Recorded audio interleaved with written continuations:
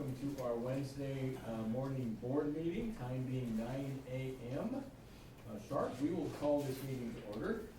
Today is Wednesday, November 9th, 2022, and again, we'd like to welcome everyone to the board meeting. We'll call this meeting to order again at 9 a.m. You can join today's board meeting via phone, dial 971-254-3149, conference ID 736-023-979#. Audio capabilities are listen only and are offered on the best effort to the public. Our meeting is also live streamed, and you can join us by going online to tctvonline.com and click on live broadcast. Before we get started, I'd like to remind everyone to please mute your phones. You can do this by pressing *6. Please unmute your phone when your agenda item is ready to be discussed.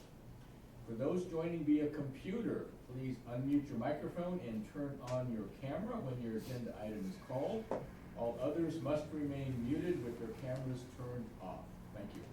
Public comment. Those intending to provide public comment to the board may attend in person or email submissions to publiccomments@co.tillamook.or.us.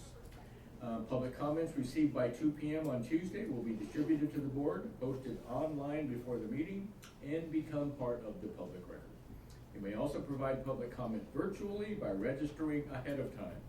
To register, please email, again, publiccomments@co.tillamook.or.us by 12 p.m. on the Tuesday prior to the board meeting. Public comments can also be mailed to the Board of Commissioners Office, 201 Laurel Avenue, Tillamook, Oregon, 97141. For more information on public comment options, please visit the Board of Commissioners webpage. So Deb, do we have anyone signed up in the room, or has anyone registered online for public comment? No, we do not. None this morning, thank you. I want to welcome everyone. If you are in the room, we ask you to please sign our guest list. And as we do every board meeting, let's start with the Pledge of Allegiance. Commissioner Bell, could you lead us, please? Pledge allegiance to the flag of the United States of America and to the republic for which it stands, one nation, under God, indivisible, with liberty and justice for all. Thank you. So we have no public comment. Non-agenda items. I do want to take a brief detour here. I see we have Cassie O'Neill, our county clerk, with us. Today is the first day after the election. I can imagine how late Cassie and her staff were up last night. I know we don't have official results yet, and it'll probably be a week or so before we have that. But Cassie, we appreciate very much you being here. I'm hoping you'll give us an update on what's been going on in the clerk's office, and maybe even across the state. Okay, good morning, Cassie O'Neill, Tillamook County Clerk. I probably can't give you a report over the state because I was busy doing our thing here in Tillamook County. I did hear a few things about some of the other state, from other county clerks and Secretary of State's office, but not specifically. And I just want you to know, I know I have my Halloween cup still, but it says boo, so I thought it maybe would wake me up this morning. There you go. So I brought that with me. So we are unofficial still. There are a lot of things that will happen, and so it won't be a week before we have results. We now have where folks can turn their ballots in through 8 p.m. on election day in the ballot drop boxes. They also can postmark their ballots. As long as they're postmarked and are received within 7 days, then those will be counted as well. A lot of ballots came in yesterday. We still need to process some of those. And then we'll see what the mail brings this morning when we go to get that and beyond into the 7 days. We also have people can turn their ballots in anywhere in the state. So if they were to turn ballots into my office in the drop boxes and in the timely fashion, we do by law have to send those to the other counties. And we do have those, and they do go in trackable mail as well. So right now, all of us are emailing the other counties and saying, hey, we have this ballot for this person, so you'll be seeing this many ballots from our county. So we know that those are coming, and they send the trackable mail, so that happens by law. You also have the folks who did not sign their ballot envelope or their signature does not match. They have till November 29th, 21 days after the election, to take care of that. So back to it's going to be, we'll know something in a week for official results. Is not going to happen. We have until December 5th to certify the results. So unfortunately, we all get to wait to know what the final results are, because there are all those laws that are in place. So we'll just have to, we're going to have to work through the process and get there as best we can. I know everybody wants to know the results yesterday. I did too, but I don't get to. So we just need to follow the new laws that have been put into place. So we also on our webpage have a tentative schedule of, as we're going through those different timelines I just said, of when we kind of plan on trying to put more results out. So we're working on some of those ballots that we have now, and we're planning on running more results through tomorrow on the 10th. There will be that. Also on the 17th and November 30th, I'm hopeful for myself to certify in Tacoma County on December 1st. So that'll be prior to the December 5th date. But so what we ran through the ballot machine and have in the computer system as of what we reported last night was we have 21,337 registered voters. We ran through the ballot machine 11,822, which is 55.41%. So I will try to update those numbers on the website just so you know how many there are that we have pending, and then we'll do more results on those dates that I just referenced. If you go to our webpage on the county page, go to Clerk's Department, and then Elections, and the November election, this tentative schedule is on there, as well as the results. You can also go to the Secretary of State's office website and see that the results are reported in there, election night reporting, and those are all coming from all the different counties throughout the state to accumulate those and then certify with them by the 5th. Then the Secretary of State's office has their time to take all that and put that together. Once we, as counties, certify our results, we do an automatic recount by law for specific races that the Secretary of State sends to us and says, Tacoma County, you're going to count this precinct for this state race and this state measure.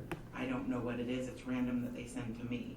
When that happens, I have a board come in, they go through those specific ballots, say they're doing state measure. I have the report in front of me, and I ask them to tell me how many yeses they have and how many no's they have. And usually they don't come up with the right answer the first time.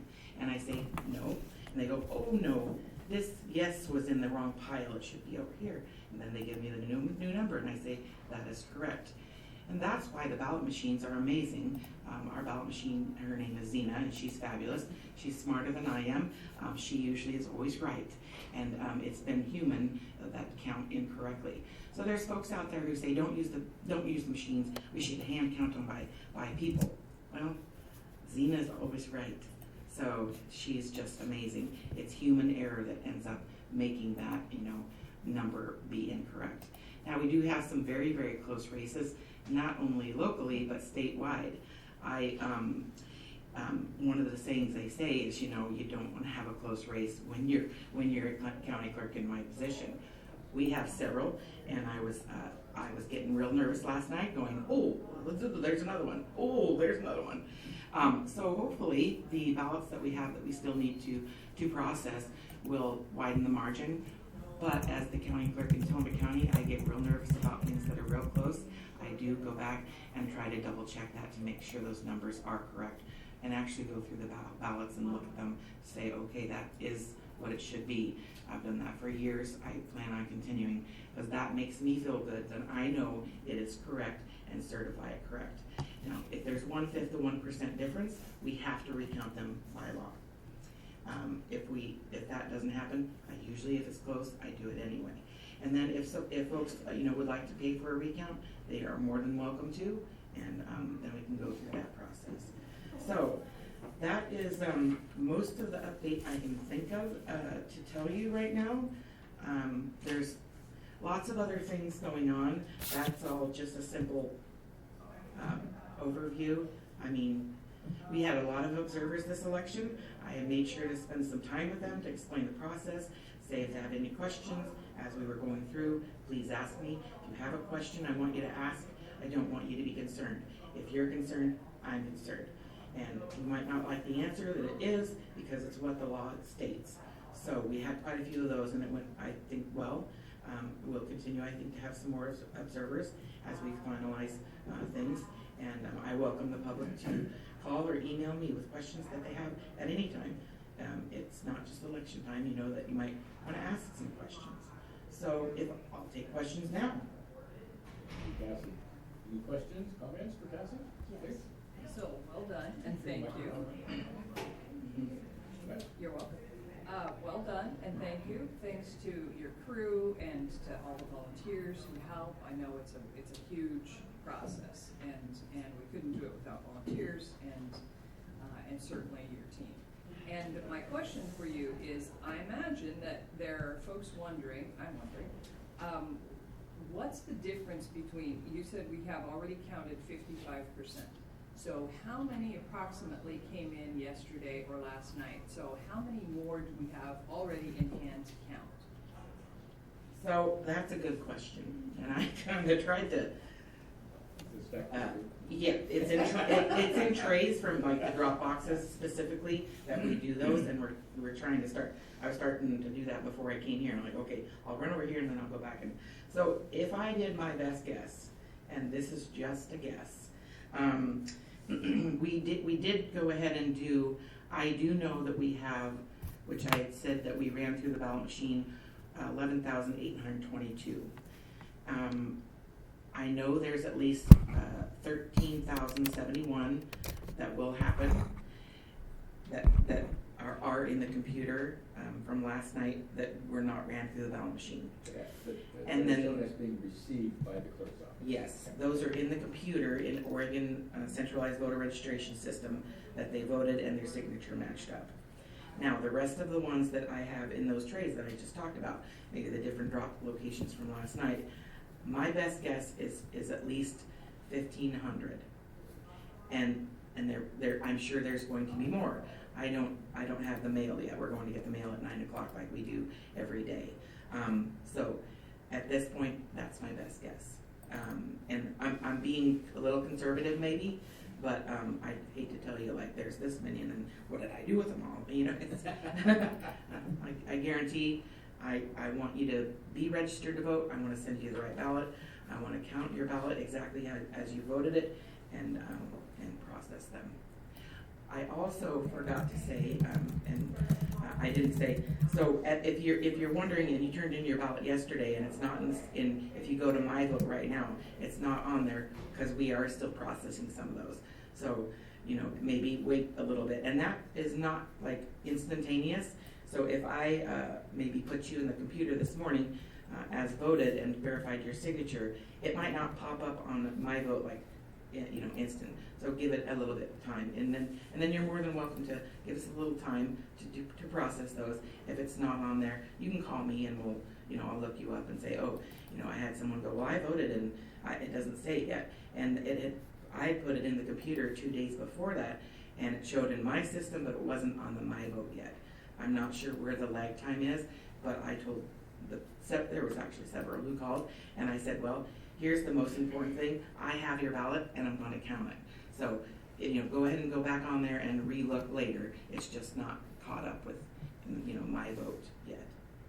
Thank you. Okay, so follow up. You said the Secretary of State's office reports that we have 13,000 ballots, and for Tillamook County, Yes. counted, cross-checked, and we've definitely counted 11. So there's about 2,000 more yet to be counted. And then you said the 1,500 that you have in trays, is that in addition to the 2,000, or that is That would be in addition to the 13,071.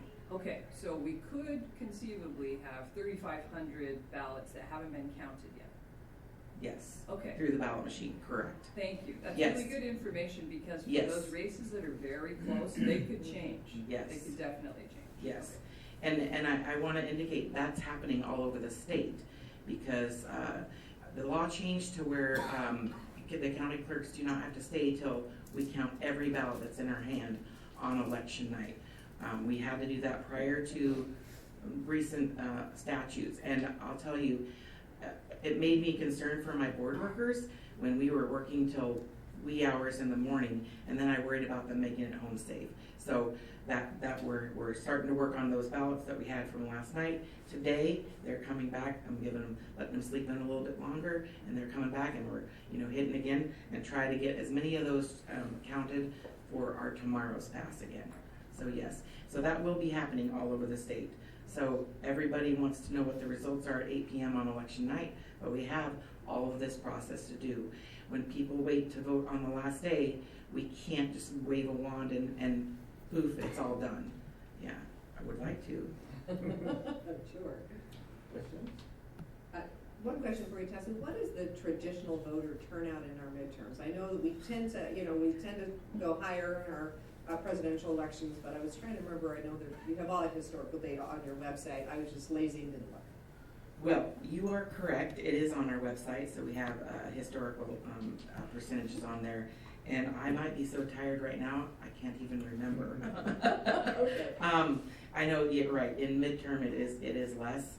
I was really just hopeful. I mean, I want 100% turnout, but I said I predicted for Tillamook County 87. I might be just, who knows?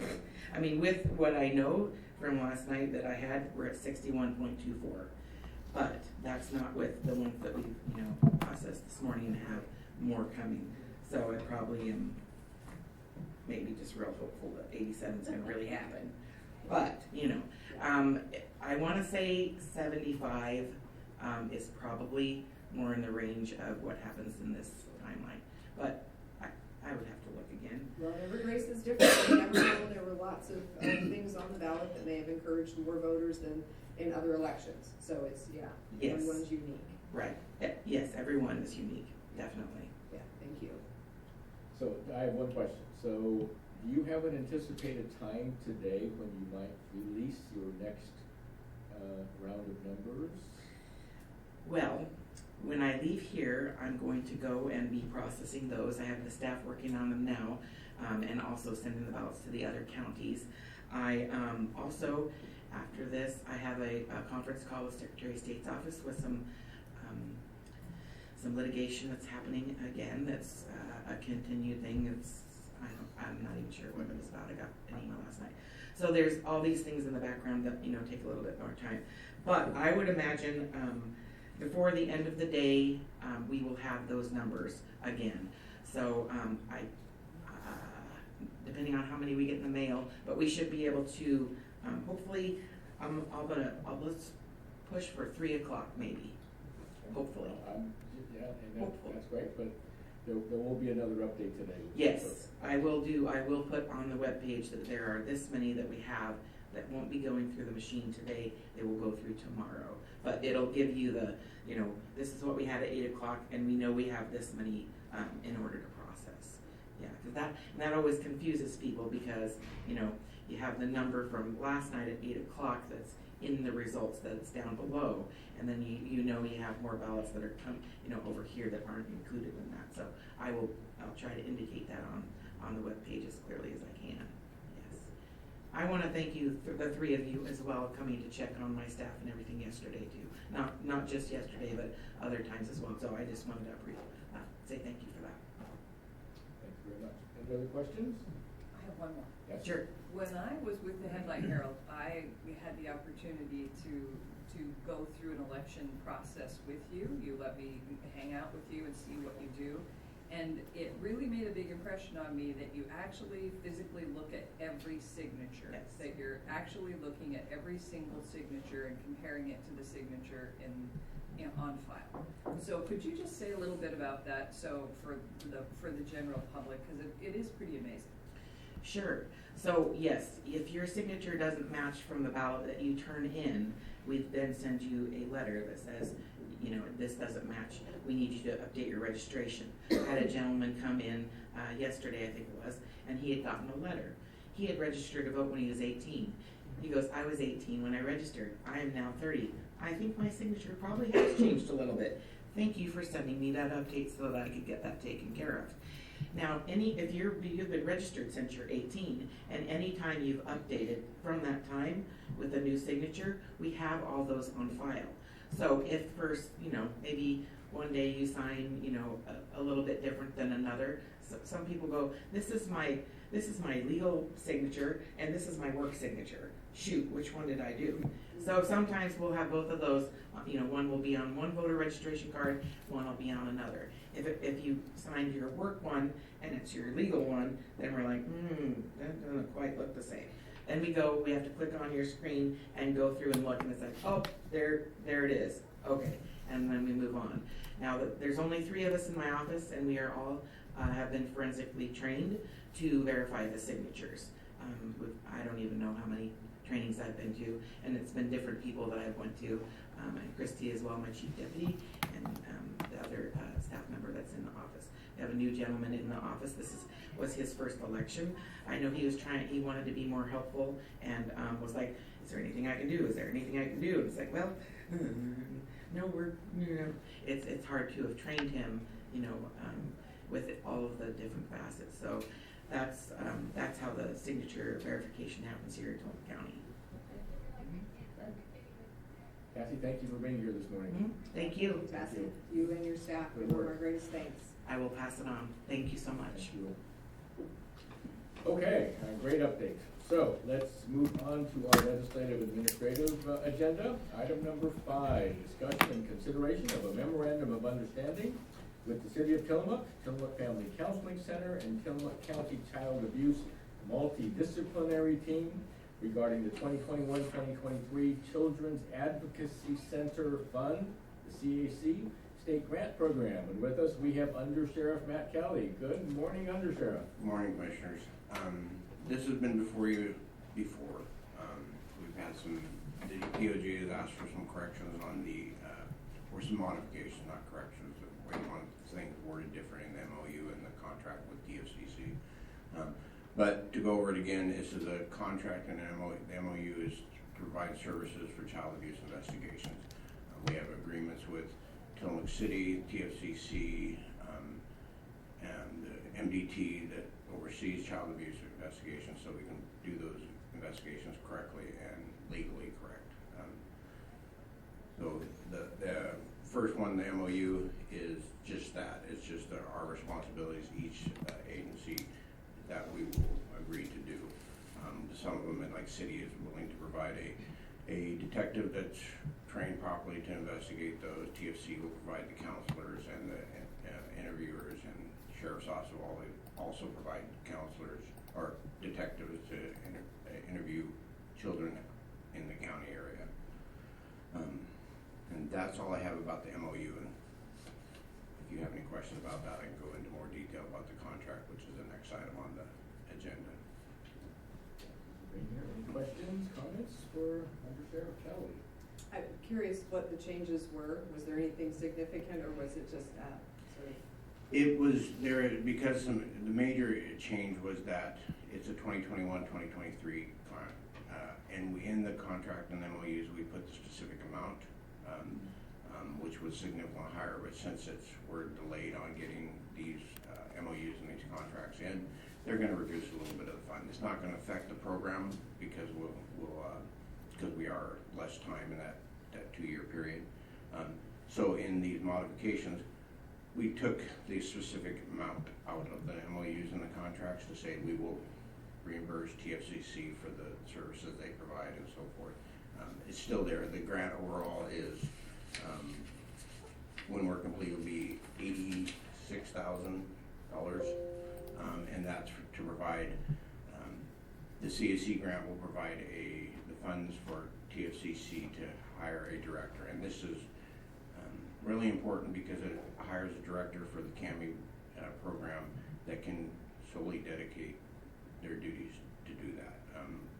We've done well over the years by having myself, former Sheriff Jim Horton, a person from DHS, a person from the city, all kind of taken on that additional responsibility. And some things have slipped through the crack. We can't devote a full amount of time for that. This person, their sole job would be to maintain the Child Abuse Center and look for other additional grants and look for ways, ensure things don't fall through the cracks. The other thing this will provide is upgrades to the building.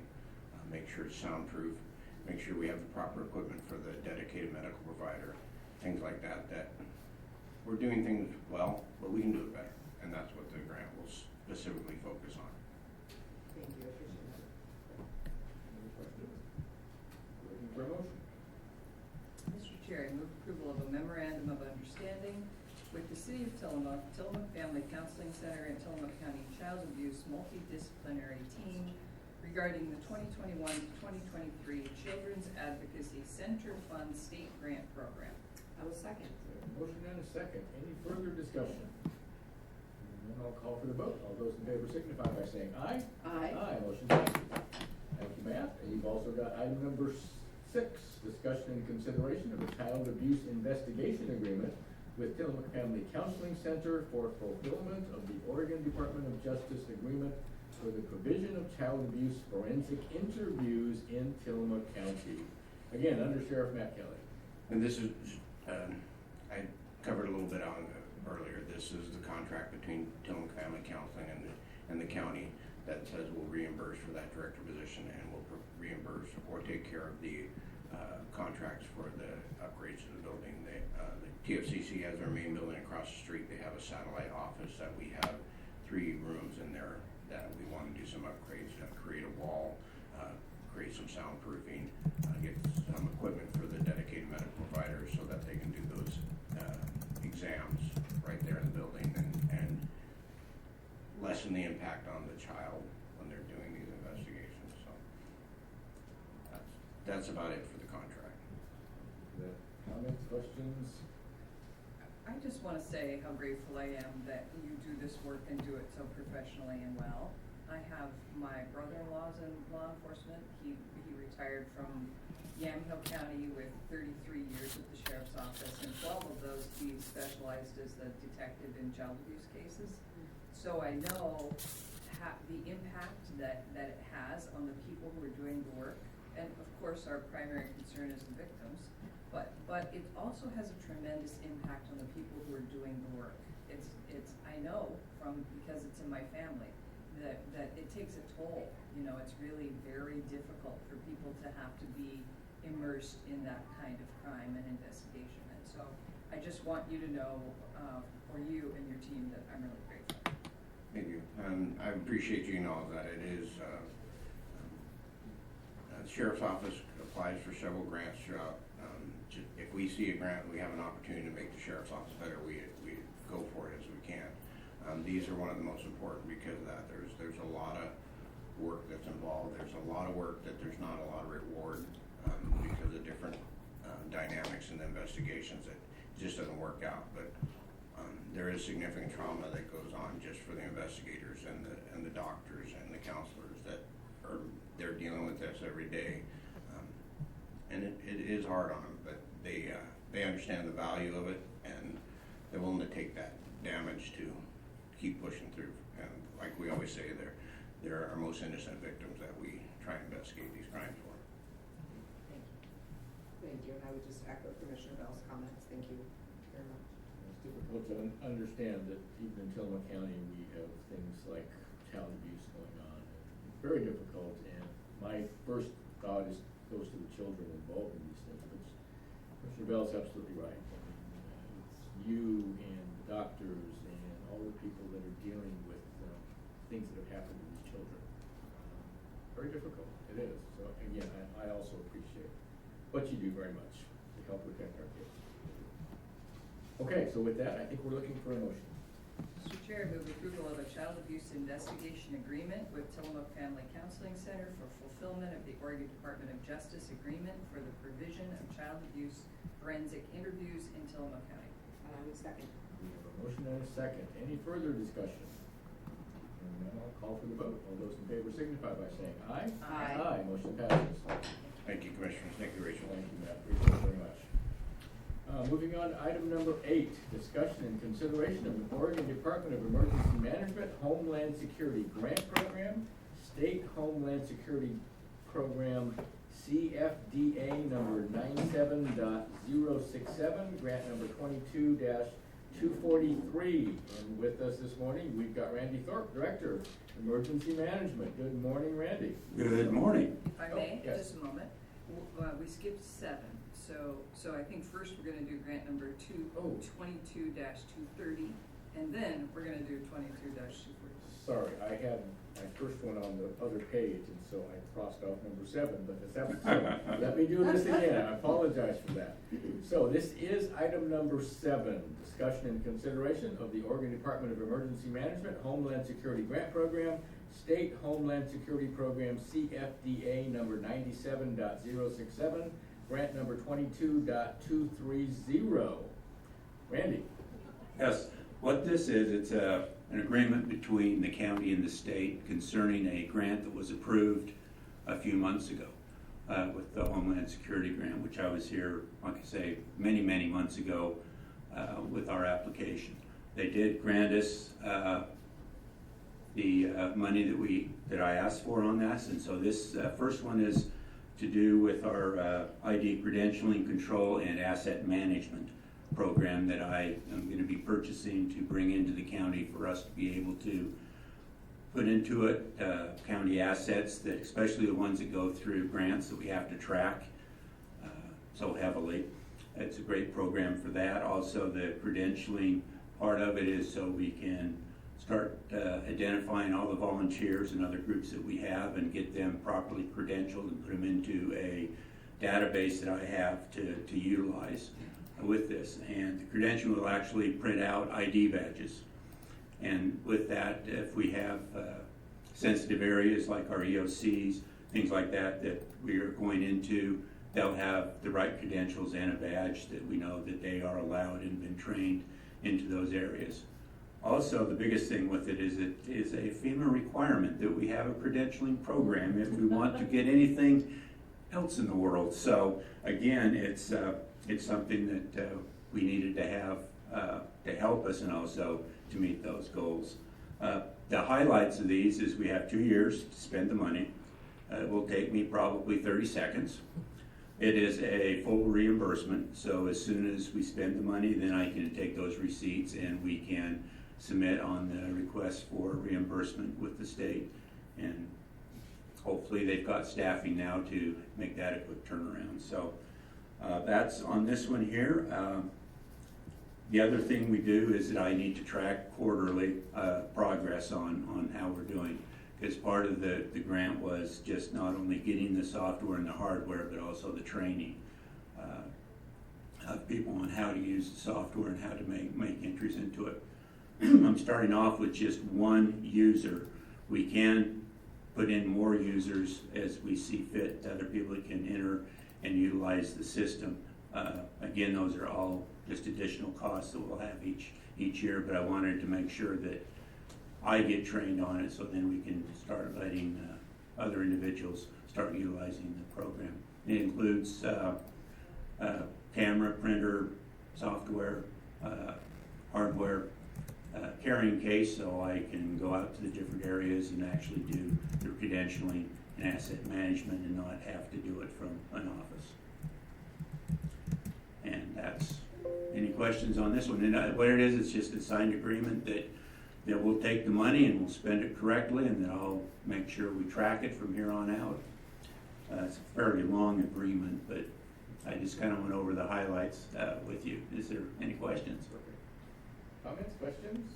So my understanding, correct me if I'm wrong for folks who are watching, is that what this will do is provide an ID badge for people, for example, CERTs or people who are working on emergency response, and they'll have an ID badge, and when they respond to an emergency, they can just check in with their badge so that we can track who's working in an emergency and working as a volunteer in an emergency and for how long, et cetera.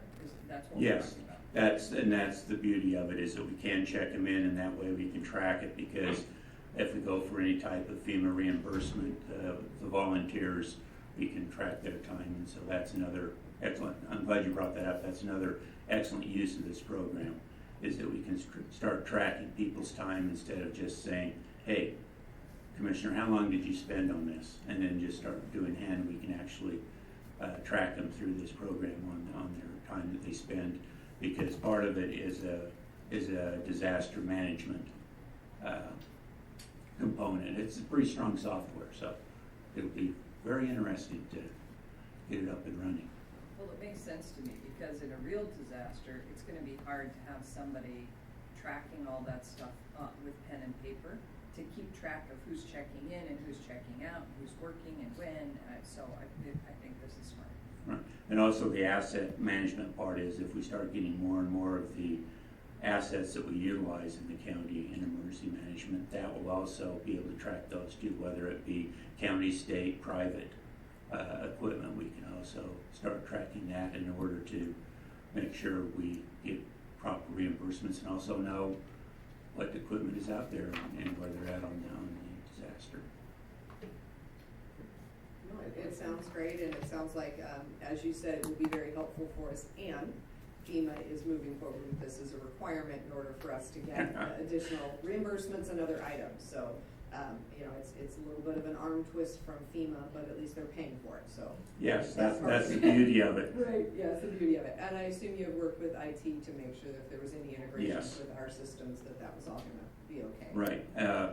Right now, it's all standalone, but we can put it onto the famous cloud. And so that's what I'm working with our IT people with, is that to make sure that the information that we put in the Neverlands out there is secure and safe, and it's the right type. So I've already talked with John Spence and with Jeff Underwood about it, and as soon as we get the program, they're going to be the ones that are going to sit down and really make sure that it's a safe and secure program to have. Like I say, it's a standalone system, so we won't be tying anywhere into the county system with this. Thank you, appreciate that. Okay. Anything else? Looking for a motion. Mr. Chair, I move approval of the Oregon Department of Energy, Oregon Department of Emergency Management Homeland Security Grant Program, State Homeland Security Program, CFDA number 97.067, grant number 22-230. I second. We have a motion and a second. Any further discussion? None, I'll call for the vote. All those in favor signify by saying aye. Aye. Aye, motion passes. And Randy, I'll read this again, even though I started with this one. Item number 8, discussion and consideration of the Oregon Department of Emergency Management Homeland Security Grant Program, State Homeland Security Program, CFDA number 97.067, grant number 22.243. Randy Thorpe. Yes, this is all part of the same grant. It's a separate agreement because it was a separate project. And so it's actually 2 separate projects we're going. This one here is a emergency communication project that I'm looking at. And what it is it will be purchasing radio equipment and then placing it mainly starting in the south end of the county and moving upwards to try to increase our communication capacity during a disaster. This equipment is ham radio frequencies. And the reason for that is that that's when things go down and everything else, the ham radios, I think, is going to be a great communication tool for us. Plus, they've set up, we're setting up the high frequency, the HF systems, and with that, we'll be able to talk from here to Salem, to the Department of Emergency Management. They also have operators, ham operators there, so we'll have some good direct communication once we get all this all set up. And again, we're starting at the south end of the county to make sure that we get them up and running where they should be with communications out. So there's a lot of dead areas down in southern Tillamook County, and these radio systems will be able to assist and make sure that we get communications to those areas. They're all portable. They are hooked up with some little small solar panels, dual battery, and hopefully we'll have enough money left over in the grant to actually attach a laptop with them. And so they're entirely portable. If any of you were up at the Able Readiness 2 up in Halem, they had, if you went into their communication tent, those are the types of units that we'll be building and matching what's been done up in the north end of the county. We're gonna match to the south. Also with this, I've talked with John Spence, and I'm gonna have him do most of the ordering of the parts for us because he's got the right connections, the right contracts and everything else. And I've got some of the major ham players in the county that are going to assist in putting the boxes together.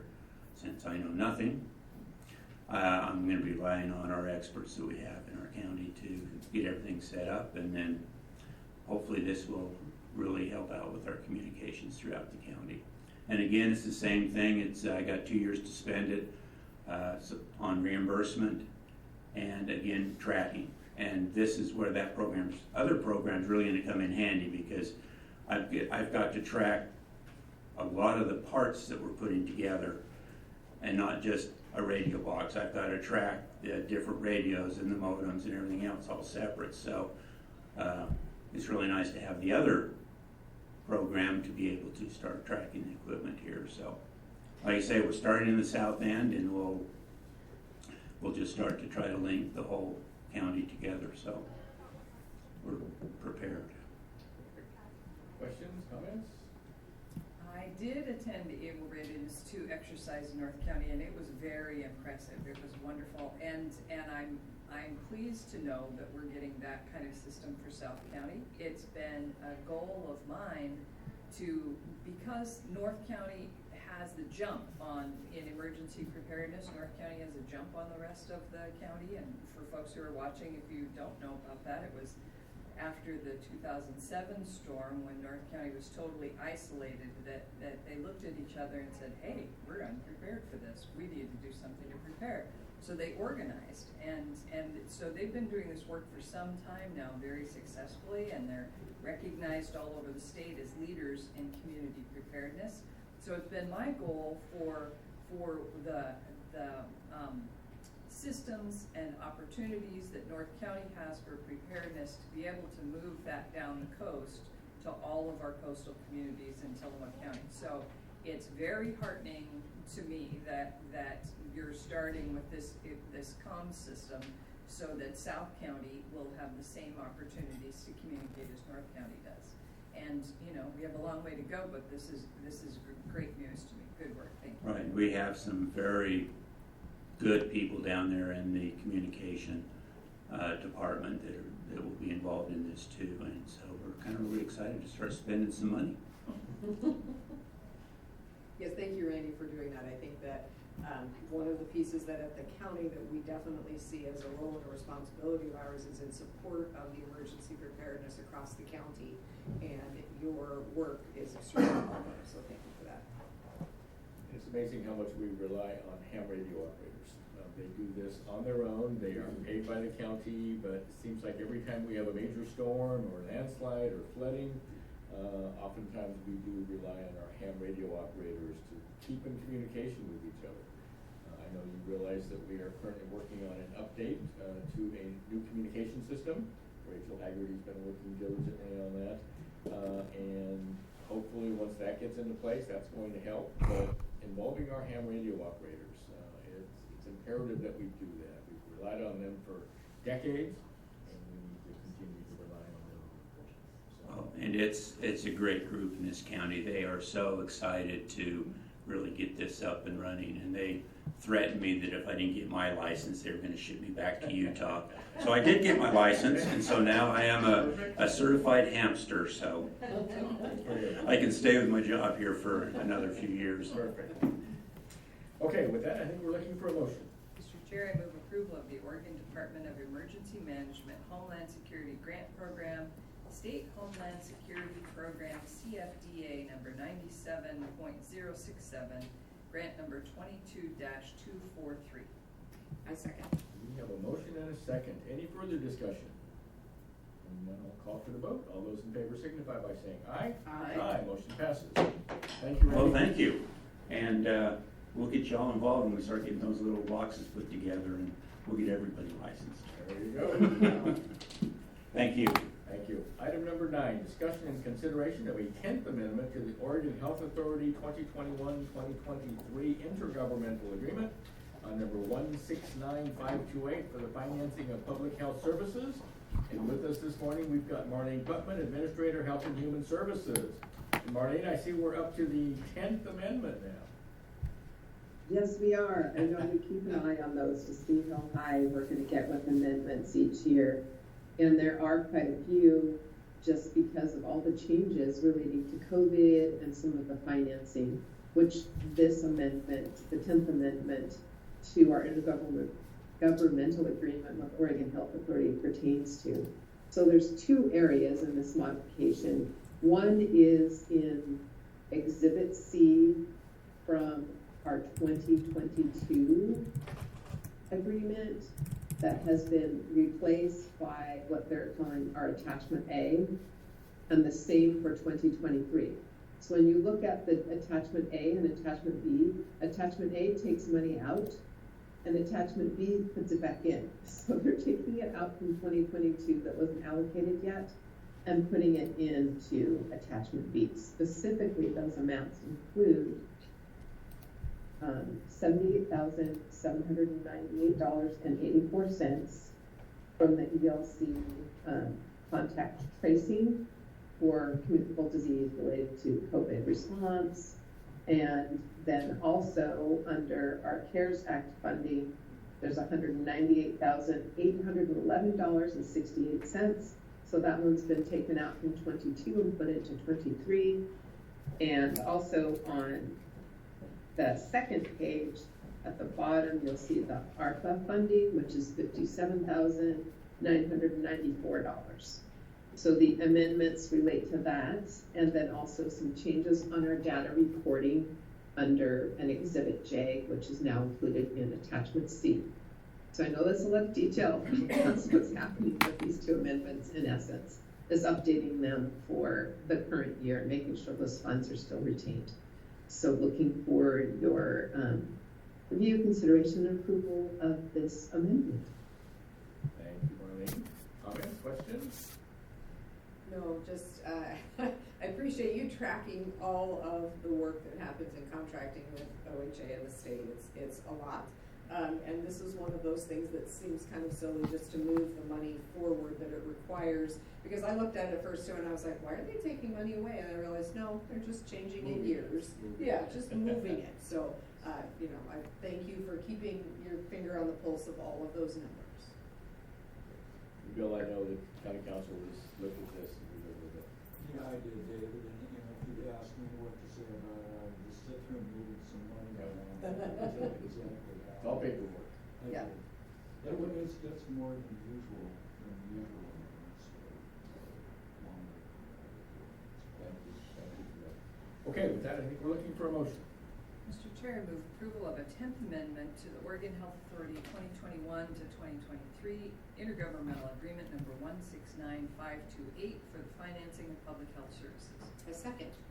Motion and a second. Any further discussion?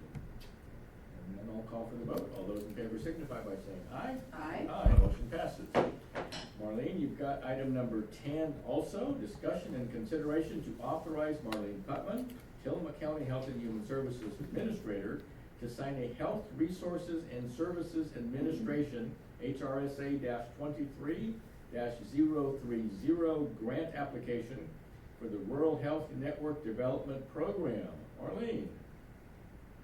Yes. So we, meaning staff here and our health council, looked at this Rural Health Network Development Program grant and said, we think we're well aligned to apply. We should make an effort to get an application because it really supports our Tillamook County wellness work and expanded array of work in there. So this grant is for a 4-year grant for up to $300,000 a year. It is due on November 22nd. We've been working on it with our internal team and with our partners. Per normal process, there are a number of memorandums of understanding, letters of support, and budgets that have to be submitted with this. So the purpose of this program is to, and I'm reading this from the announcement here, to support integrated healthcare networks who collaborate to achieve efficiencies, expand access to, coordinate, and improve the quality of basic healthcare services and associated outcomes, and strengthen the rural healthcare systems as a whole. So the program was created to respond to the need for rural providers to address changes that are taking place in the healthcare sector in order to better serve rural communities. The healthcare networks are an important component of healthcare service delivery and systems. You know, our partners locally work together to try to address and improve systems. This program focuses on 4 domains around improving healthcare. Those are also listed in the announcement, but I'll go through them real quick. To improve access, to expand capacity and services, to enhance outcomes, and to create a sustainable network. Sustainability often pertains to the grant. This pertains to a sustainable healthcare system using alternative methods of payment, like value-based payment, paying for services that would traditionally not be offered in healthcare, like community health workers, folks in the field that would address those underlying social factors that impact our overall health. So they've addressed these 4 domains, and they're encouraging applicants to serve the unique needs of rural communities, but also address those key priorities that the U.S. Department of Health and Human Services has identified. And those include readiness for the next public health emergency. And I think they're giving a nod to communicable disease and COVID, but health equity, mental health, and value-based care. So those are the areas they're hoping that we will address in this application, including populations that have historically suffered from poorer health outcomes, health disparities, and other inequities. So you know what that can include for our community. This application also encourages a broad array of partners, both traditional partners and non-traditional partners. So we're going, what network might that be? So that's why we were looking at our Tillamook County Wellness Partners, but also an internal network of those partners to address the requirements within this grant. So the goal of our project, and I'm just giving you the overview now, we'll see how successful we are in both submitting and potentially receiving these funds.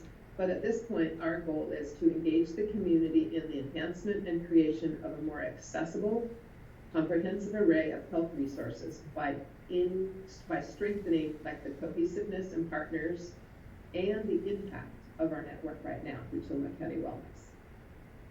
So how are we going to do that? In the broad sense, this project will expand the network by adding 2 new committees to our existing framework, including emergency preparedness and environmental health, adding a component on economic stability, and 2, expanding the scope of our committee that's called Connect, Screen, and Refer, and adding a scope around access to care that's broader than what we have had included in the past. By 3, merging our community health needs assessment and community health improvement plan into this work and priorities, and merging some of our public health priorities on modernization into this framework as well. So what we're trying to do is avoid having right there 4 different committees involving some of the same people that have to participate in the same discussions. This project, specific things that may come out of this work include expanding our community health worker framework and getting people deployed in the field through a community-wide response, looking at chronic disease response and shared metrics so we can monitor them more closely together as healthcare and non-traditional healthcare. So what will the funds do? $300,000 a year sounds like a lot of money. And as you know, having looked at budget and just reviewed salaries and benefits for staff, we are required to hire 2 staff with this grant. And when you look at a project network director and a network director for the whole network and a project manager, you're already getting well over $200,000, $240,000, $50,000. Plus, we have to pay for the cost of required mandatory training, and we want to be able to set up just the basic workstations, connections for these staff, and travel. So we also are not intending to apply for the full $300,000 in our first year budget. We may in the second year with project-based items. But again, that may only be a wiggle room of about $40,000. So I'm just giving you the overview now. We're still working on this with our grant writing team. That gives you an idea of what this proposal is about, is to strengthen that network, bring more partners to it, and allow those work groups to really focus on some of that additional work in alignment with county priorities and the work that we have to do around public health modernization as well. So that's what we're looking to do. Again, this is competitive. It would be wonderful if we receive these resources. And our target is to get it done by November 18th, because then we're heading into the week before Thanksgiving. So happy to answer any questions that you might have, or thoughts or ideas you might have about this as well. Wow. Comments, questions? A lot of information, Marlene, thank you. No, I think it's fabulous. I think that one of the things that we know about our rural community is that we do our best work when we do it all together. And the state knows that. They often invite us to organically work together. And what I appreciate is that this particular grant is about supporting the infrastructure in working together, about bringing a project director on board and a program manager on board that recognize and can support the work of wellness and all of the sort of fingers it has into so many different pieces of the health system in our community. So I will keep my fingers crossed that this goes through, because we have been doing a lot of this, I will say organically, and this would really strengthen that system by actually having the capacity to support that multitude of work that's being done. I think this is very exciting. Thank you for taking the time to explain it to us and for going to the trouble to apply for it. I think it's very exciting. I liked all of the focus areas that you described, readiness for a future emergency, God forbid, but if having gone through COVID to the extent that we're through it, I hope that the state is investing in our preparedness for the next thing that happens. And so I'm glad to hear that. Health equity, mental health, all of those are areas that are very important to us as a community. And I agree that rural communities do have very specific healthcare needs. So I'm good luck, and I think this is really exciting. I hope we get it.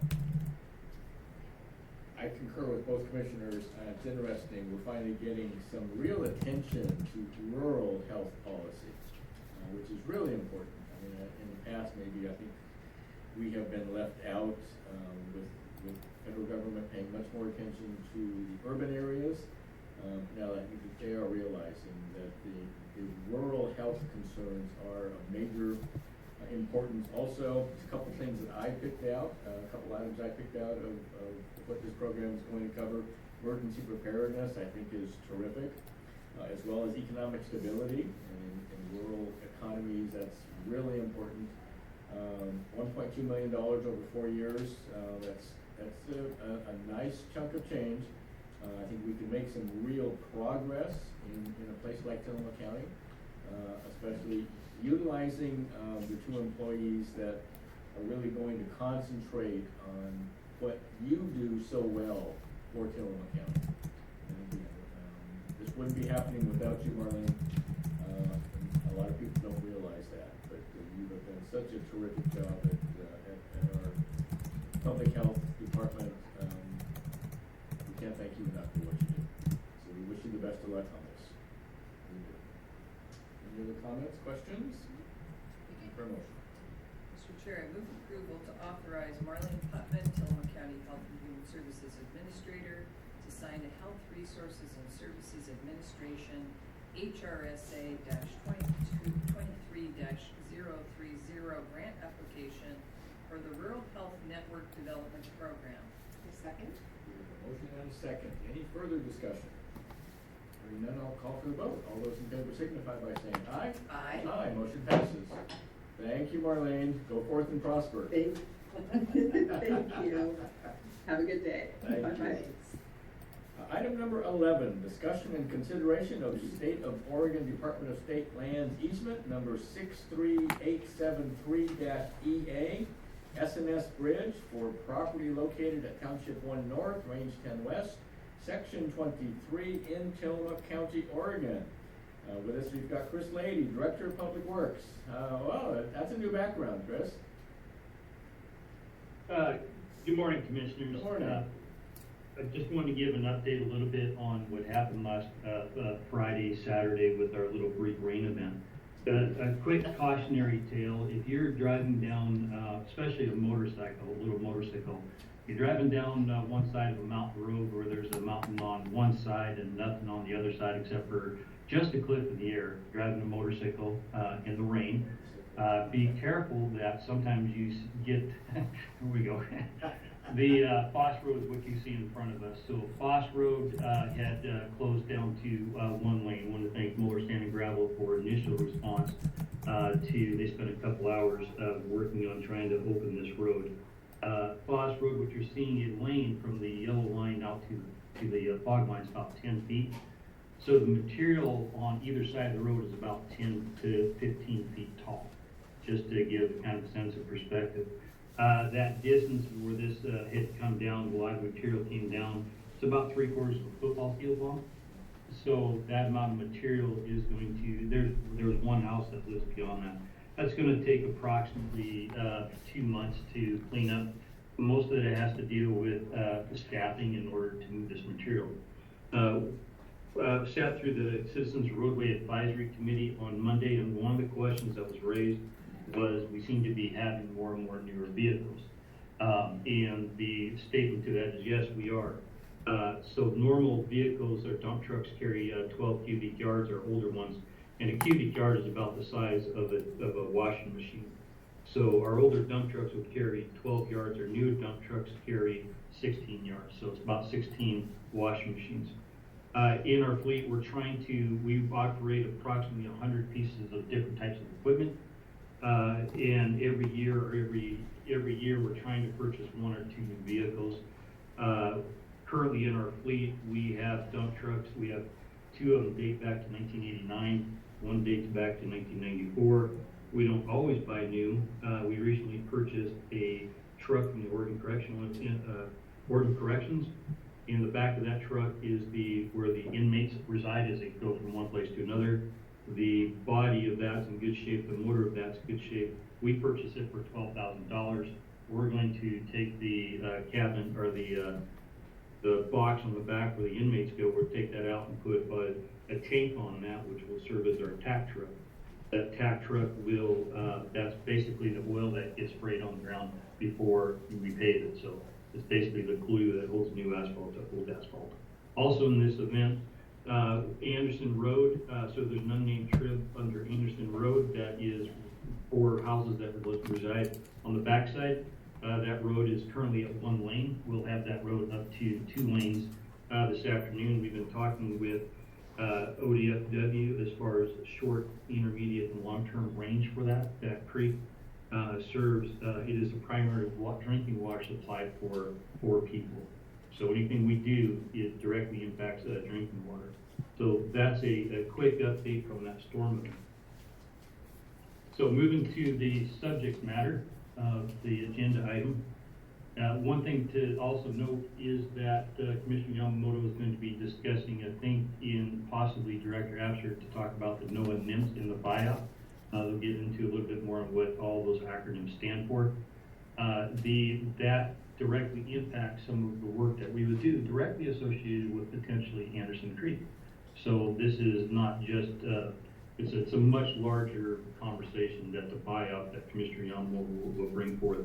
We spend a significant amount of time dealing with permitting and complying with governmental regulations, and just every year we continue to grow. So what is in front of you with this is a recently passed Oregon Revised Statute, ORS 93.808. So ORS 93.808 requires that public entities are now required to expressly accept the grant of an easement affecting that public entity. And what that basically states is that in this case, S&S stands for submerged or submersible lands. Illingsworth Creek underneath Eckroth Road is a new structure to replace an old, outdated, undersized culvert with a bridge. A lot of grant money associated with that. Because Illingsworth Creek would fall underneath this requirement, we, Tillamook County, are required to accept a grant of an easement from DSL, Department of State Lands, to the county. The easement itself is specific to, the language that's in there is the same language that has been used for ODOT and used by other counties with DSL. So it's a DSL generated easement. Rachel Hagerty and the county council have reviewed it. So it's in front of you for approval if you deem fit.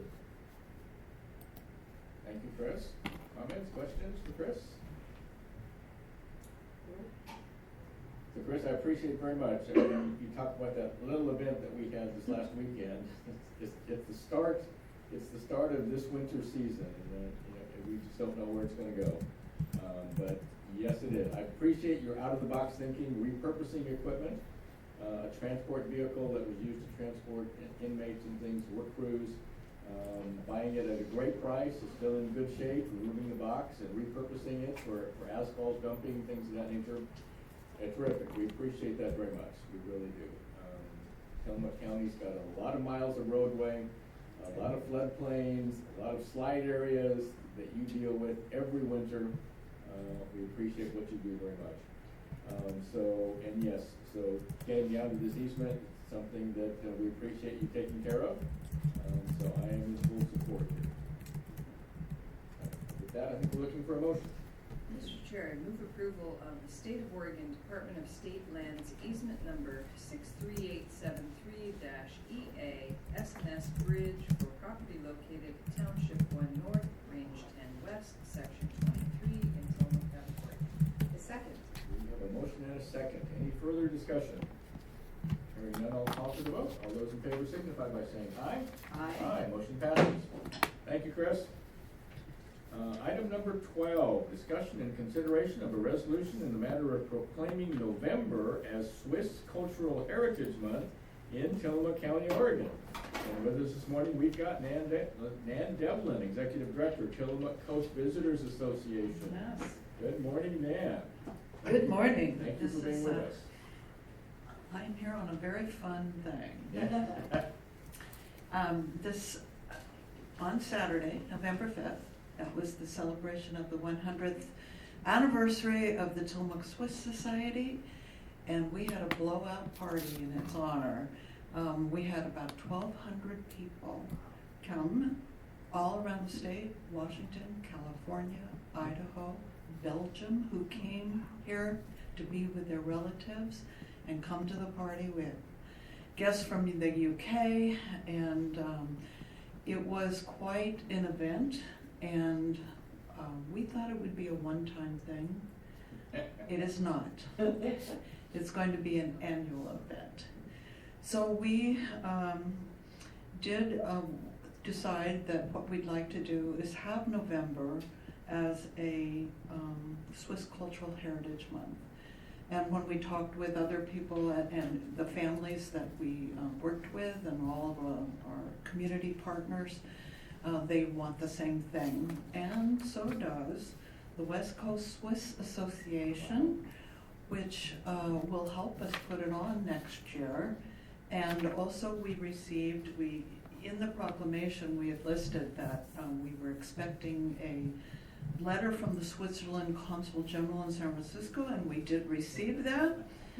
And Ambassador Buzz Oplenop, and I thought, oh my gosh, I wonder if he's related. I went to, grew up with Oplenop's, including my friend Heidi. Of course, her name was Heidi. And they wrote a wonderful letter. He wrote a wonderful letter proclaiming and wishing, proclaiming Tillamook as a center of cultural heritage, and that The one thing that they really love, both of these, the Console and also the West Coast Swiss Association, is that they are sponsors of what is known as a Halle Schwingfest. And that is it's an international competition of Swiss-style wrestling, which is a long tradition. And we had ours here. Ours was the first indoor Schwingfest international competition that was held indoors, and they want to keep it that way. So the first in the U.S. to have that. And wrestlers came from all over, including 3 that had just been in Switzerland for the ultimate international Schwingfest. So we were very excited to have it. There was just so much pride. It was just great to be there. It was fun. There was music all day long. There were lines from one end of the building to the other, lining up for the Tillamook Creamery's food and Werner's food. And of course, Werner's was a favorite because they had the beer, and they created a great they had a tapping of the keg of a special Swiss beer. Everybody cheered. There was dancing. There was hugs. It was great. And so we'd like to make November an official Tillamook County Swiss Cultural Heritage Month. It was great. Comments, questions for Dan? Oh, I want to thank you for being here. Thank your organization and Julie Hurleman Oh, for all yes. the work that you did on this event. I sadly was not able to attend, and now I feel even more sorry for myself, hearing how wonderful it was. But I've heard from a lot of people that it was great, that it was just awesome and unusual and really heartfelt. And so It was. Yeah, congratulations, well done. Thank you. And even in the morning when there was a fun run, it was one of the worst downpours and windstorms at the time. It didn't deter anybody's spirit. They got out there and ran, and I think it was more fun having that happen. And I will say, this was Julie Hurleman's thing. She started thinking about this a year and a half ago, and she has worked hard all this time. She had great community support. People started calling all these Swiss organizations from around all the West Coast started calling, saying, what can we do? How can we take part? They were there, and it was really wonderful. Wow. Yeah, I'm so sorry that I also wasn't able to attend. I was at the state volleyball tournament, so Emily's a senior. Next year, I'll be able to go to the Swiss. But I appreciate very much this event. You know, we're always talking about how do we fill out our shoulder seasons, right? I mean, that's really what we've been talking about in our tourism is we've got a lot of folks here all summer long, but what can we do to increase our tourism in the seasons where we don't? And this is a perfect example of an event that's done exactly that, while also really recognizing something special about Tillamook County historically. You bet. So. And by the way, speaking of tourism and the off-season, we filled 3 hotels, plus several RV parks, because people brought their campers with them. Yeah. I'm sure short-term rentals were probably booked for the weekend as well. So. I bet they were. Yeah. Yeah. So this is a wonderful thing, and this is another one where it's great because it's a wonderful thing for and about and by our community. Yes. That additionally draws folks from outside. I mean, I think this is what we hope for in Tillamook County is that we can have events like this that really serve our community and invite people in. So I think it has just a lot of great things, and I just give Julie so many kudos for this. I think that when she started, she got a few people that said, I don't think so. No one's going to come. Why would they do that? And she said, yes, they will. And just persevered and created it sounds like an absolutely fantastic event. It was. And we applied for a grant to a state tourism agency. And we had listed all of our partners. Yeah. And they wrote back and said, no, we're not going to give this to you because it looks like it's only the DMO, our organization, that wants it. Well, I saved that email. And I'm going to say, you inspired us because here's what happened.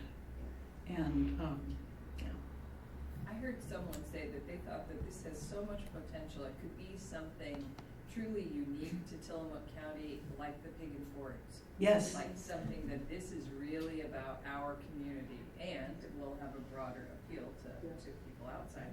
I think Rachel went. Would you talk about it? I thought it was amazing. Good. I have Swiss heritage. My grandma was a labor, and so it was very nostalgic to be there. We used to have a lot of every family event where we had big get-togethers was at Swiss Hall. So this was a huge version of what I would say we used to have as families. So it was really well done. I can't think of anything negative about it or something to improve upon, or it was really fabulous. Wonderful. Thank you. And people came in their their Swiss cultural, and some of them were wearing things that their grandparents had made, and they were wearing them, and it was really special. I think we were all Swiss that day. Well, I was just gonna say, I think I need to look at my heritage a little bit. I'm sure there's some Swiss in there somewhere. Yeah. A Swiss Yamamoto somewhere along the way. But Tillamook County is first in so many different ways. And I can just feel it. This is going to be another one of those areas where Tillamook County is known throughout the world now for another event. Pig and Ford, or whatever we do, now it's Swiss Heritage Month. Yeah. An event like this. It's just terrific. It really is. And there is a long line of Swiss in Tillamook County. Yes, there Really was. is. And so Fourth, it's- fifth, even sixth generations now. And we had a couple of people that they were big-time ranchers and dairy farmers in Southern California in the Imperial Valley. And they asked to come, and we took them on tour of a couple of our dairy farms. It was great. Wow, that's true. This is terrific. It really is. And so I appreciate everything you're doing here. Throw that letter back in the face of Oregon.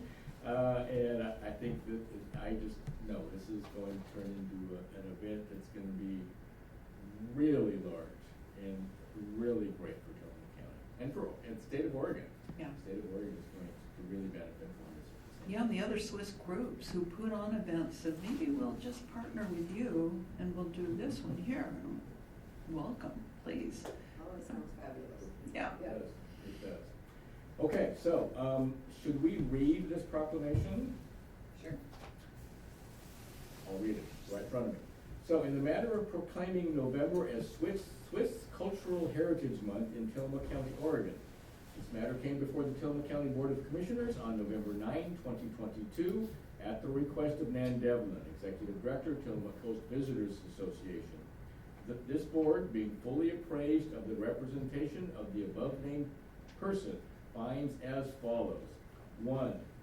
Two brave families from Switzerland first arrived 170 years ago in 1852, soon followed by many more families. 2. These Swiss families, farmers by trade, established the first dairies that became the bedrock of one of the most beloved food brands in America. 3. The dairy farms have survived and thrived as 4 and 5 generations have carried on the valuable work of an important industry in Tillamook County. 4. The Tillamook Swiss Society, founded in November of 1922, has kept Swiss culture and traditions alive for 100 years, filled with music, dancing, food, quilting, and Swiss-style competitive sports. 5. The community of partners and sponsors of the 2022 Tillamook Swiss Centennial Festival wish to create an annual November event in Tillamook celebrating Swiss culture. 6. The West Coast Swiss Association has bestowed a proclamation on our event and are seeking one from the Switzerland Consul General in San Francisco, which you have received. As the November 5th, 2022 Centennial Celebration will be the first indoor, is it Halle Schwingfest International Championship Swiss Wrestling Competition in the United States. This too will become part of the annual event. Therefore, now therefore, it is hereby resolved that 7, the Tillamook County Board of Commissioners proclaim November as Swiss Cultural Heritage Month in Tillamook County, Oregon. This is just going to be a terrific event. I can just feel it. It's going to be unbelievable. Me too. So with that, I think we're looking for a motion. So moved. Second. We have a motion and a second. Any further discussion? And then I'll call for the vote. All those in favor signify by saying aye. Aye. Aye, motion passes. Do you say, is it Danke? Is that Swiss for thank you? Dr. Shane? Thank you, Danke. All right. Greg? Thank you. Thank you so much. I appreciate that. Wow. Okay, moving on. Item number 13, discussion and consideration of the letter to senators and congressional and congresspeople regarding the delay of implementation of the NOAA Fisheries, National Marine Fisheries Service biological opinion. And I am going to take this one. So, people have heard me talk for years now about the NOAA Fisheries FEMA buyout, the biological opinion. And this is going to be devastating to Tillamook County. And so we've been working to try to slow this down. One of our best advocates in Congress has been Peter DeFazio, Congressman, and I don't remember his district. But this was about 5 years ago. He did put into place a 3-year pause on work on this NOAA Fisheries FEMA buyout. And we appreciated that very much. Congressman DeFazio is retiring at the end of this year. And so we're losing one of our biggest advocates in slowing down this NOAA Fisheries FEMA buyout, again, which is going to have devastating effects to Tillamook County, but for 31 of the 36 counties in the state of Oregon. So about 2-3 weeks ago, we put together a letter asking Congress, asking especially our Oregon congressional delegation, to take a really hard look at what's happening with NOAA Fisheries and FEMA. And what's going on, what we're asking is for another pause. We have been in conversation with Representative DeFazio, and he is willing at the end of this year, which is next month, in the omnibus appropriations bill to try to put in possibly another 5-year pause. But he has asked us to really try to bring on the rest of the Oregon federal delegation. That's what this letter is all about. We've sent this letter out to 123 commissioners across the state of Oregon. We've received quite a few letters already signed by their boards. On Monday, I had a conference call with the Eastern Oregon Counties Association, which represents 15 of the Eastern Oregon counties. And we got a unanimous vote out of the Eastern Oregon Counties Association to support this letter. So we're going to have well over 25 to 28 counties from across the state that are going to support us in this letter. Once we get all those letters in, we need to provide those letters to our Oregon delegation before they work on the omnibus appropriations bill coming up in December. It's our last chance for this year to try to get this whole thing slowed down a little bit. And we don't have the time for me to go into why this is such a bad thing for the state of Oregon, and especially Tillamook County. But we've got the Oregon Home Builders Association, Oregon Realtors Association, Oregon Farm Bureau, Tillamook Creamery Association. They're all supporting us in this work as we try to slow down and maybe even try to change how this NOAA Fisheries FEMA biological opinion is going to affect Tillamook County. So with that, I'm hoping you have all read this letter. We have, again, quite a few counties from across the state already signed on to this letter. So it is my hope that we can also add our name to this letter, which we developed. So with that, I'll ask for any questions or comments. Go ahead, Commissioner Bell. I definitely support the letter and the ask, and in full support of us joining the other folks who have signed the letter. And also I think it could be helpful if we speak for just a moment about just generally the biologic opinion and what it is. Would you like to, for folks who are watching, you know, sometimes we assume that people know what we're talking about when we say buyout, but that isn't always true. I know. So this is one federal agency, NOAA Fisheries, suing another federal agency, FEMA. It is their contention that the National Flood Insurance Program allows a take of wild, anadromous, endangered fish. And in Tillamook County, it's mostly about the wild koho. And NOAA Fisheries won in court. So what's happening now, they've been working on this for 7 or 8 years, or even longer. I've been involved in this from the very beginning. One of the first meetings I went to, we were at the Forestry Center. And in the back of the room, I raised my hand and I said, hey, the way I look at this biological opinion, this is going to affect Tillamook County worse than any other county. And all I got from NOAA Fisheries and FEMA in the front of the room were nods. Yes, it is. So what's happening here is that and this is what I tell, well, I've taken this to NACO twice, and there's now a nationwide rollout of this buyout.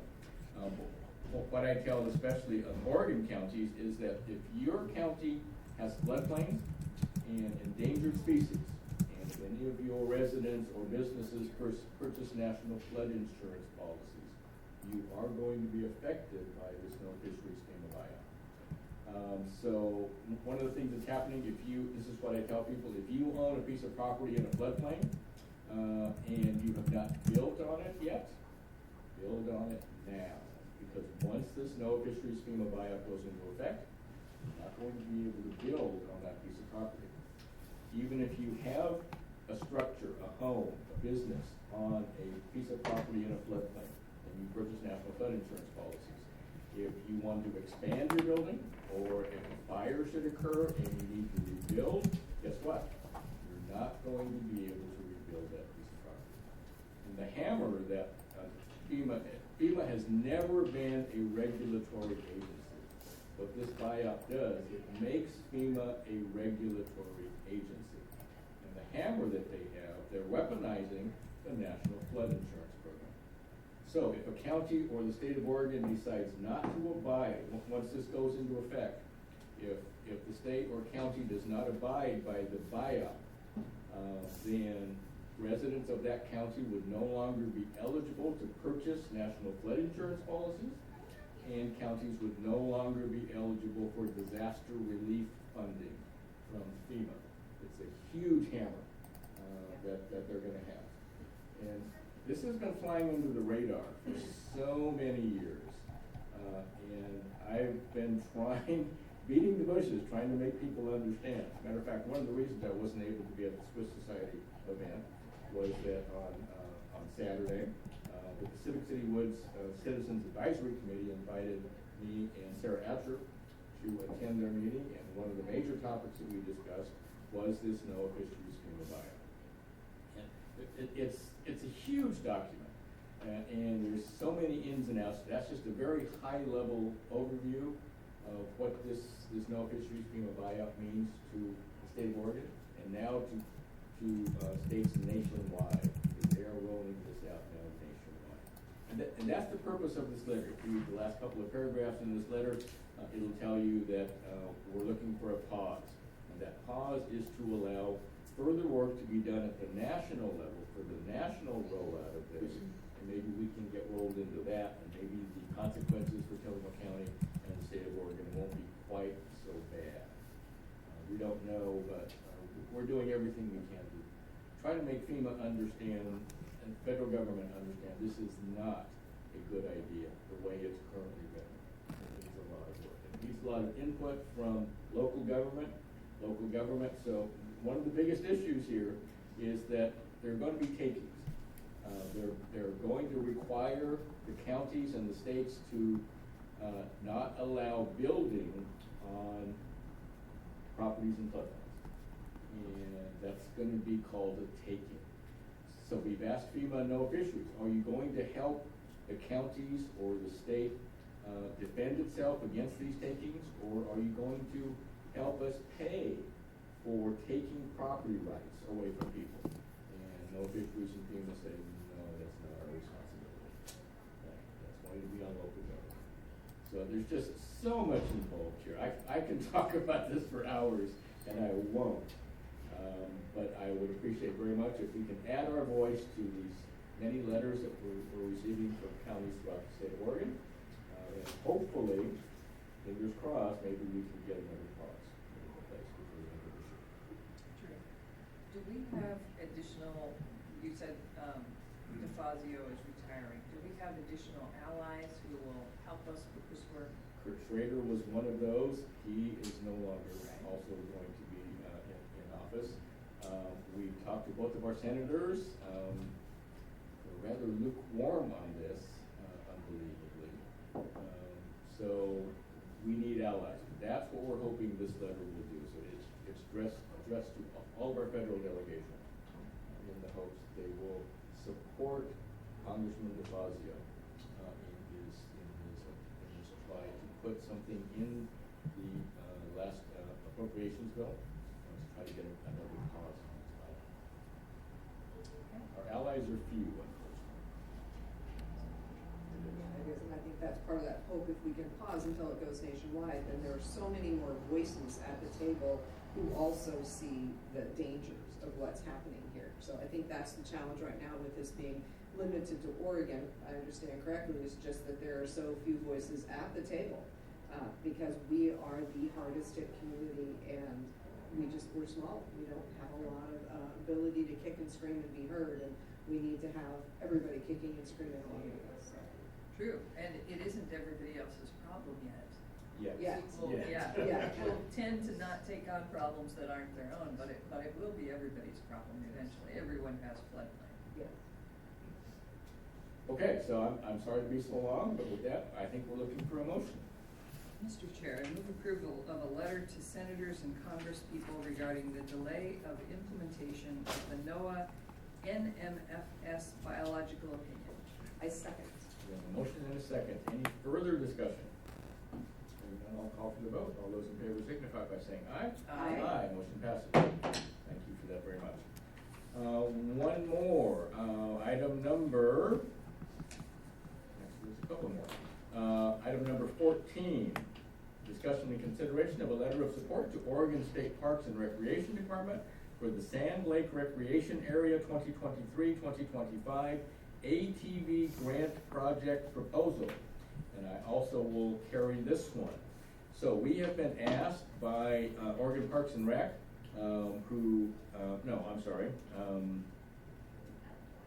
it is Oregon Parks and Rec, it is, for their work on the Sand Lake Recreation Area. They have a grant proposal in.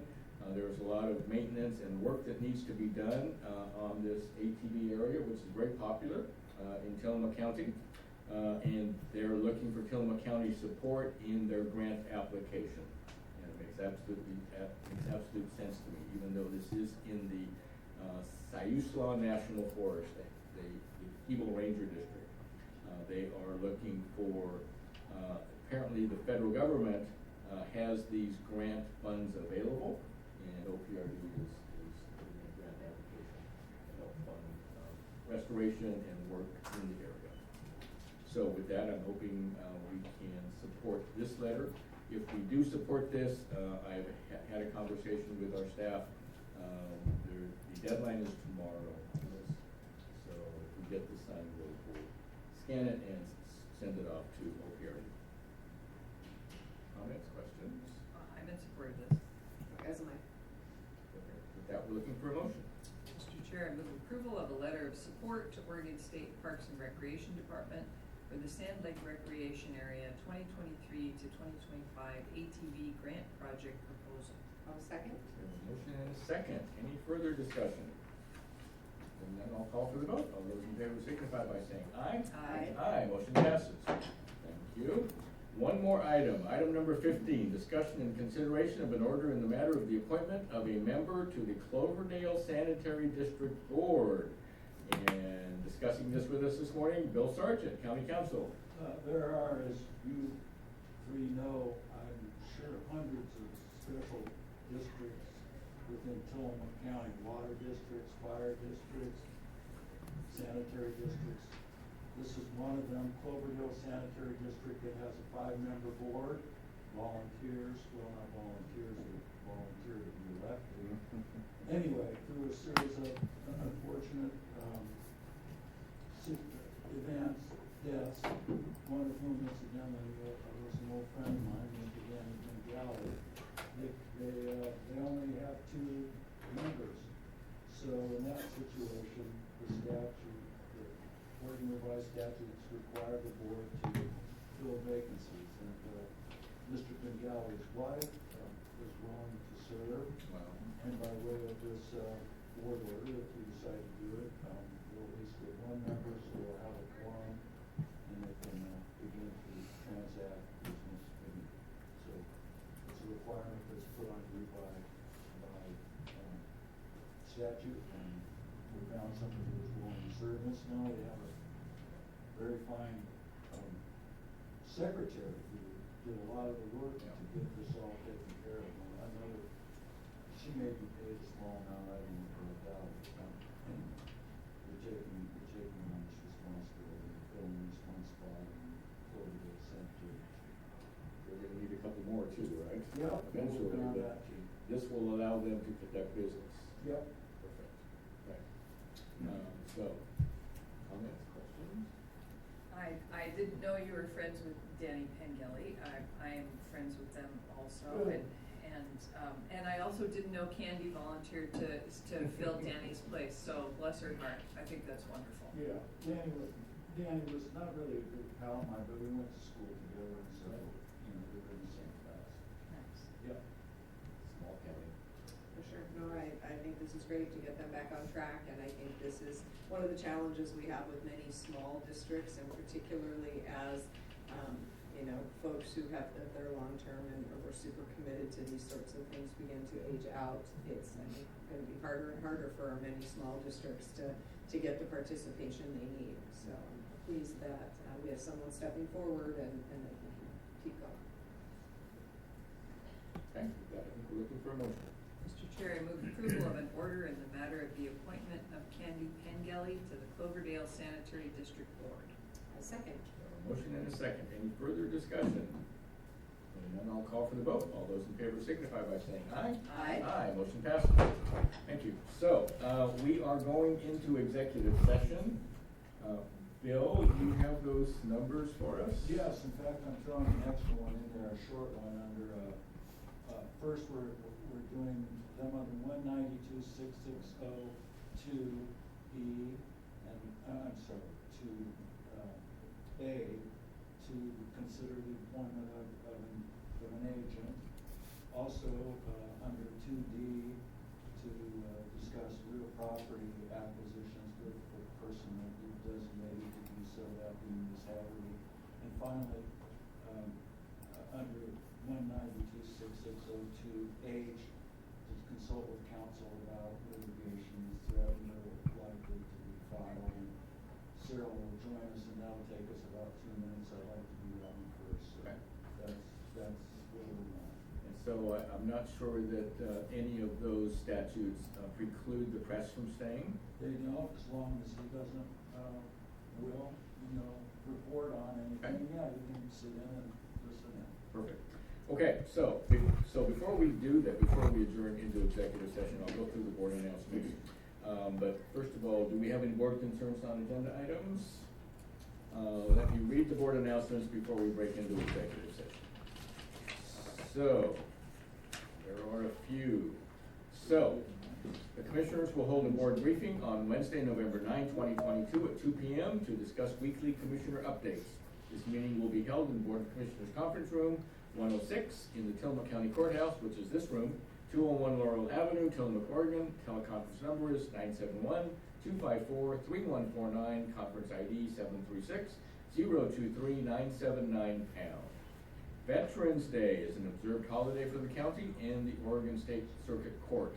All county offices in the Tillamook County Courthouse and the Tillamook County Library, administrative offices in the jail and justice facility, Public Works Department, Department of Community Development, Surveyor's Office, and the Health and Human Services Department and clinics will be closed on Friday, November 11, 2022. The Commissioners will attend the annual Association of Oregon Counties Conference in Eugene, Oregon, from Monday, November 14, 2022, through Friday, November 18, 2022. There is no Commissioners Board meeting scheduled for next Wednesday, November 16, at 9 a.m., and no board briefing scheduled for Wednesday, November 16, at 2 p.m. The Local Public Safety Coordinating Council, LIPSIC, teleconference will be held on Monday, November 21st, 2022 at 12 p.m. The conference number is 971-254-3149, conference ID 113-785-794#. And finally, Thanksgiving Day is an observed holiday for the county and the Oregon State Circuit Court. All county offices in the Tillamook County Courthouse and the Tillamook County Library, administrative offices in the jail and justice facility, Public Works Department, Department of Community Development, Surveyor's Office, and the Health and Human Services Department will be closed on Thursday, November 24th, 2022, and Friday, November 25th, 2022. Those are our other meetings and announcements. With that, we will recess the board meeting at 10:40 a.m. Couldn't find it. When we come back.